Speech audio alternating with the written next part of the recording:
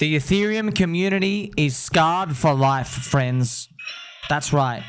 Ethereum made EVM, and by Ethereum we mean Lord Vitalik, and by Lord Vitalik we mean the 4000 IQ alien bestowed upon us. The Ethereum community is scarred for a lifetime, friends. They're never, ever, ever going to make this mistake again. What was this mistake? The mistake was, of course, drinking soy, hunching their backs, but it's to do with letting somebody else eat your lunch. Specifically, they got third cycle cursed. It was written in the stars, wasn't it?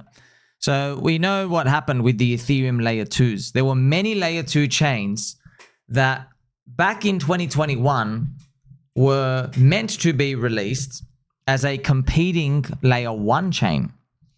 But when Ethereum made them a deal they couldn't refuse, they decided to switch to Layer 2 Ethereum instead of being their own unique native coin out there. One example is Bera Chain, B-E-R-A. There are a few others as well. I think, a few others as well. So it's very important. So pretty much they were going to do their own thing, but because of Ethereum's second cycle success, and them saying, hey, guess what? You can come and leech off us. That'll be great. So what we've actually learned from these is there is a limit to growing your network effect. If you are ravaging your mind share and leaking it out, you will lose. The market will punish you for it. And you already know what happened to the ETH-BTC ratio, my friends. I cover it literally every single freaking day. It literally went down only here. Now, we know as well, the truth is, it's more to do with the business PMI cycle, because the business cycle went down opposite of up. So there's not enough demand for literally almost anything in crypto during this period of time. That's what we're very aware of, right? But people are going to make their own conclusions about this scenario. And I guess you paid the price for it. Because like if Ethereum, if you're going to plan for the future, what if we get in the next cycle another bad business PMI streak? What if we have, maybe it doesn't do as bad as this one, like 32 months or whatever it's going to take. Maybe it's like 15 months. Do you really want to be leeching all over again? Then you have to undo all your hard work? No, they're not going to be doing that. So I tell you right now, friends, they have learned their lesson. They are going to scale Ethereum aggressively. They will destroy the competition, okay? Now, some hints to let you know that I'm on the right path come from Lord Vitalik himself. Lord Vitalik, friends, Vitalik Buterin proposes partially stateless nodes to scale Ethereum, enabling 10 to 100x gas limit increases while reducing full node storage needs. So, Lord Vitalik coming out delivering the goods.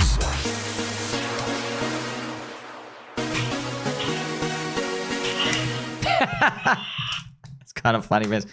I still laugh because AI say I'm one of Ethereum's secret weapons. That's why I couldn't believe it. Like, come on, Ethereum! Maxes your bums! Why is the guy wearing the Pokemon hat tweaking his own nibbles?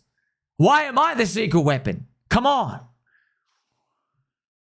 We're going to make it, friends. We're going to make it. But look, you got to read between the lines here. When Ethereum gets this like tide change from we're going to hold hands and everything's going to be slow and decentralized, from that to screw it, we're just going to pump it 10 to 100x, okay? You understand, humans are just the same creatures everywhere, friends. We're ruled by our emotions and no one wants to feel cucked.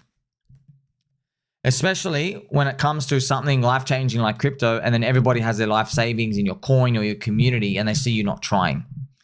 So the Ethereum community has been internationally disgraced from both the Bitcoin camp and the altcoin camp. Okay, this is pretty much what you gotta remember as well. And they're gonna come back with a vengeance. Everybody's giving them like a 0% chance to reverse, but we all know, man. We know you're just chasing the green or red candles, friends. We know that you're only saying bad stuff because the candles are red.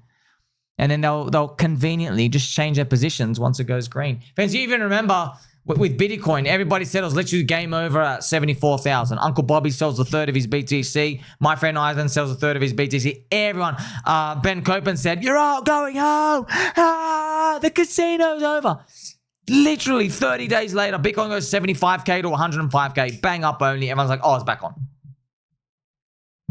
So It's all about that price. You don't even have to be a part of it. You can just see it in the monthly candle colors. You can see it.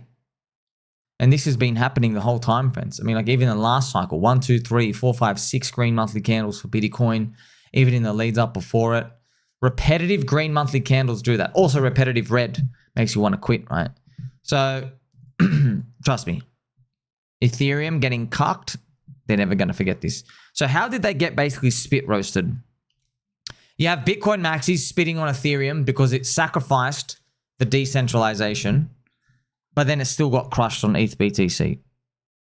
Okay, that's the tough part. So Ethereum sacrifices a bit of the decentralization. You know, they have an ICO thing. There's people who like got the coins early. Yeah, they're trying to build a lot of stuff, but they just, it's not as super decentralized as Bitcoin. Not that anybody cares now. But they did that change, and then we all thought, I think I'm still going to be right eventually.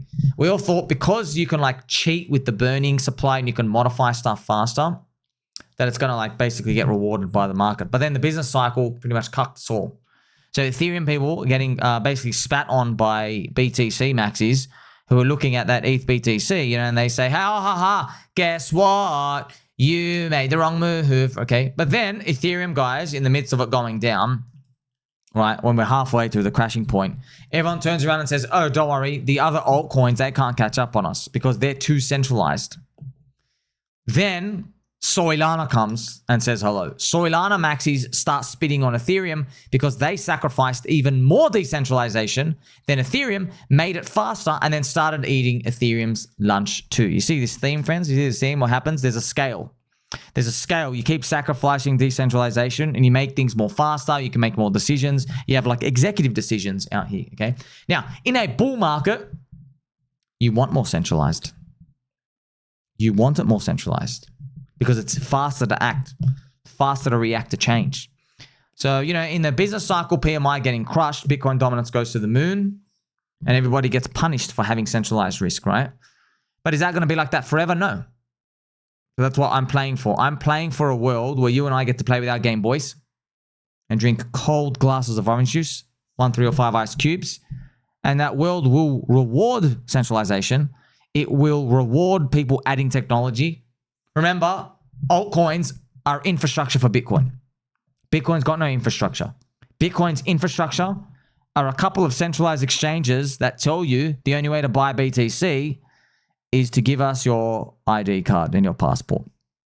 That's exactly how it is. Can you buy Bitcoin in Ethereum and Binance? And can you go to these exchanges, friends? Can you buy Bitcoin on these exchanges without handing over all your government information? No, you can't. There you go. And Bitcoin, they're not even trying to build solutions for that either. So the ETH-BTC chart, friends, I've got it here. If I was just to guess, squiggly lines, what are they worth? If I was to guess, in this cycle, we're cucked. We come back, right? It retraces, and then we go back in a bear market, and then we're ready to go next bull market early. I think we'd run early in the next bull market. This repeats, by the way, what XRP did this cycle. So I'm just totally guessing. And yeah, these prices, they do look great because ETH-BTC hitting 0.06, well, that's a $12,000 ETH if Bitcoin's 200K. It's an $18,000 ETH if Bitcoin's 300K. So, right, it's great. But you still need everything to turn around, okay? So I'm very confident, friends. You see this alien here? Aliens do walk among us. Look at him. Look at him! Let's actually crank it a bit.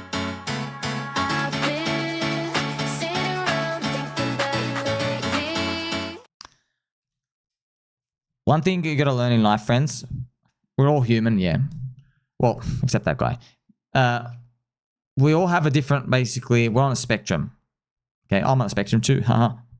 You have conservatives, more liberal conservatives, right, open-minded stuff, and you can see that, yeah.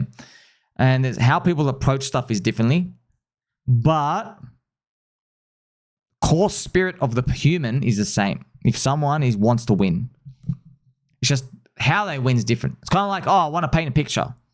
Yeah, but do you paint the dog, black or brown? Yeah, kind of similar, not really, but they're kind of similar enough. If you're a good artist, doesn't matter. Well, it's the same thing when it comes to Team Red or Team Blue, conservative or whatever. Obviously, Vitalik is more towards more towards liberal, blue color America stuff. More, even though he's neutral, but he's more towards soy. Let's put it bluntly like that, okay? But it doesn't mean he's not going to win. They just approach winning differently. So, for example, so you and I, friends, if someone challenges you and me, let's say you and me are walking down the street and someone challenges us to a pointy elbow contest. So they basically just stick out their elbows and they just try to like basically spar with us.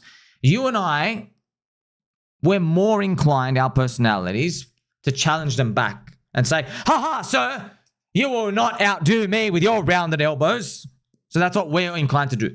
Someone like Vitalik, okay, they don't respond to like Twitter or YouTube or people who are like asking them for attention immediately. They don't respond to that. So you and I would see someone like that and we'll go, wow, that's strong. You know what we're doing? That's strength. You're defending the castle and stuff like that. He doesn't do stuff like that. He sees us more as like little monkeys and he thinks of us like, well, I don't want to react to the monkeys because the monkeys, like children, will unfortunately learn the bad habit that if they want to talk to me, they're just going to keep yelling really loud and start poking me for a reaction. Right, okay? Now, who's right and who's wrong? Well, it just depends on how society views it. But obviously, from his perspective, he's doing himself a favor because he doesn't want to always react. Basically, he's like stupid people just like come and poke in the bear all the time, right? But I'm confident Vitalik, the 4,000 IQ alien, will make it his mission to get ETH-BTC back to 0.10 and above. Okay, I'm confident he's going to get there and eventually flip Bitcoin. Might take 2 cycles though. So I've given you this like almost like Dr. Phil analysis of Vitalik. He is an alien, friends, you know? He is an alien. So just so you know, we're not on, you're not like losing on it. It is what it is, man. Business cycle went down. We attached a narrative to it. It is what it is. Like, just to let you know, friends, like, you know, next cycle, Soylana's in the 3rd cycle curse. Yeah. There's going to be a narrative for it. It's going to say why it can't perform. What's it going to be? I don't know. Maybe every chain's got a pump fund. Maybe you don't need to deploy on Soylana anymore. You know, just get to make up whatever it is. Okay. But you and I, you got to remember in markets, remember Warren Buffett, friends, he always says, assume that one day an idiot is going to run your company. Just assume that because one day they probably will. So your company better know how to withstand that and have a good product or service. Yeah. Try to look for stuff like that. Well, that's what I think about in crypto, right? Almost like, well, try to find a crypto or think about owning something such that even if you got hit with a cyclical curse, like what Ethereum got this cycle, what XRP got last cycle, right? That you can still withstand it.